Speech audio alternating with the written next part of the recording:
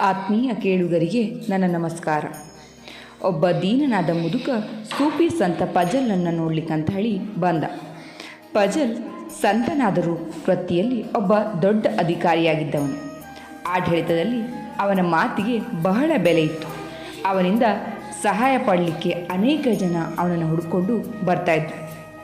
ಈ ಮುದುಕನ ಕಣ್ಣು ಸರಿಯಾಗಿ ಕಾಣಿಸ್ತಿರಲಿಲ್ಲ. ಬಟ್ಟೆ ಹರಿದಿದೆ, ಬೆನ್ನು ಗೂನವಾಗಿದೆ, ನಡಿಗೆಯಲ್ಲಿ ಸ್ಥಿರತೆ ಇಲ್ಲ, ಬಲಗಾಲು ಬೇರೆ ಸರಿಯಿಲ್ಲ, ಕುಂಟುತ್ತಾ ಇದ್ದಾನೆ. ಆಸರಿಗಂತ ಊರುಗೋಲನ್ನು ಹಿಡ್ಕೊಂಡಿದ್ದಾನೆ. ಅವನ ಊರುಗೋಲು ಕೂಡ ತುಂಬ ಹಳೆಯದು. ಹಿಡಿಕೆ ಮುರಿದು ಹೋಗಿದೆ. ನೆಲಕ್ಕೆ ಊರುವ ತುದಿ ಮೊಂಡಾಗಿದೆ. ನೆಲಕ್ಕೆ ಉರಿದಾಗ ಹಿಡಿತವಿರಲೆಂದು ಒಂದೆರಡು ಮೊಳೆ ಕೂಡ ಹೊಡೆದಿದ್ದಾನೆ. ಅವು ಸವೆದು ಹೋಗಿದೆ. ಒಂದು ಚೂಪಾದ ಮೊಳೆ ಮಾತ್ರ ಚಾಚಿಕೊಂಡಿತ್ತು. ಅದನ್ನೇ ಊರಿ ನಡೀತಿದ್ದ. ಅವನ ಮುಖದಲ್ಲಿ ದೈನ್ಯತೆ ಎದ್ದು ಕಾಣ್ತಾ ಇತ್ತು. ಕ್ಷಣಕ್ಕೂ ಪಕ್ಕದಲ್ಲಿದ್ದವ್ರನ್ನ ಸಂತರು ಬಂದರೆ ಅಂತ ಹೇಳಿ ಕೇಳ್ತಾ ಇದ್ದ.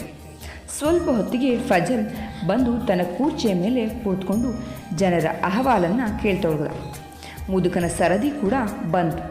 ಆತ ಫಜಲ್ನ ಹತ್ತಿರ ಬಂದು ಫಜಲ್ನ ಮಾತು ಸರಿಯಾಗಿ ಕೇಳಿಸಿದ್ದರಿಂದ ಇನ್ನೂ ಹತ್ತಿರಕ್ಕೆ ಬಂದು ಕೋಲೂರಿ ನಿಂತ.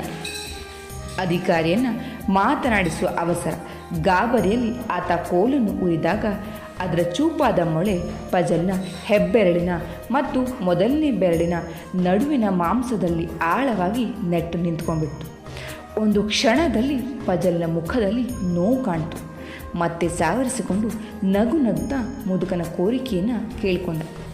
ಅವನ ಪಾದದಿಂದ ರಕ್ತ ಹರಿಯಲಾರಂಭಿಸಿತು. ಪಾಪ, ಮುದುಕನಿಗೆ ಇದಾವುದೂ ತಿಳಿಯಲಿಲ್ಲ. ಮುದುಕನ ತೊಂದರೆಗೆ ಸರಿಯಾದ ಪರಿಹಾರವನ್ನು ಗಮನಿಸಿ ಸಂಬಂಧಪಟ್ಟಿರೋರಿಗೆ ಕಾಗದವನ್ನು ಬರೆದು ಸಹಿ ಮಾಡಿಕೊಟ್ಟ. ಅಲ್ಲಿವರೆಗೂ ಮುದುಕ ಮಾತನಾಡ್ತಾ ಊರುಗೋಲನ್ನು ಅಲ್ಲಾಡಿಸ್ತಾನೇ ಇದ್ದ. ಇದರಿಂದ ಫಜಲ್ನ ಕಾಲಿಗೆ ಮತ್ತಷ್ಟು ಆಳವಾದ ಅಗಲವಾದ ಗಾಯವಾಗ್ತಾಯಿತ್ತು. ಸುತ್ತಮುತ್ತಲಿನ ಜನಕ್ಕೆಲ್ಲ ಅದನ್ನು ಕಂಡು ಗಾಬರಿಯಾಗಿ ಫಜಲ್ ಮಾತ್ರ ನೋವನ್ನು ತೋರಿಸದೆ ಮಾತನಾಡ್ತಾನೇ ಇದ್ದ. ಆಗಲೇ ಬಹಳಷ್ಟು ರಕ್ತ ಸೋರಿ ಹೋಗಿತ್ತು.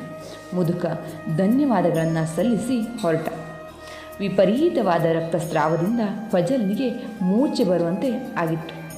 ಅವನ ಸೇವಕರು ಬಂದು ಅವನಿಗೆ ನೀರು ಕೊಟ್ಟು ಗಾಯಕ್ಕೆ ಔಷಧಿಯನ್ನು ಹಾಕಿ ಪಟ್ಟಿ ಕಟ್ಟಿದ್ರು. ಫಜಲ್ನ ಸ್ನೇಹಿತರೊಬ್ಬರು ಇದೇಕೆ ಸ್ವಾಮಿ ಹೀಗೆ ಮಾಡಿದ್ರಿ? ಆ ಮುದುಕನಿಗೆ ಹೇಳಬಾರ್ದಿತ್ತೆ, ಇಷ್ಟು ಗಾಯವಾದರೂ ಯಾಕೆ ನಗ್ನಗ್ತಾ ತಡೆದುಕೊಂಡ್ರಿ ಅಂತ ಹೇಳಿ ಕೇಳಿದ್ರು.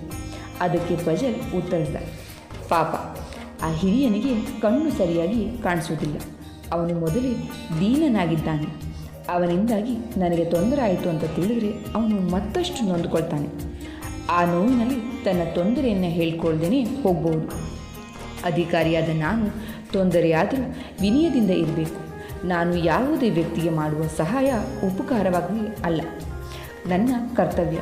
ಅದರಲ್ಲಿ ನಾನು ಕೊಡ್ತೇನೆ ಎನ್ನುವೊಂದು ಅಹಂಕಾರ ಬೇಡ, ಇರಕೂಡ್ದು. ಅವನ ಮನಸ್ಸಿಗೆ ಇರಿಸು ಮುರಿಸು ಆಗಬಾರ್ದು ಅಂತ ಹೇಳಿ ಹೀಗೆ ಮಾಡಿದೆ ಅಂತ ಹೇಳಿ ಹೇಳ್ತಾನೆ.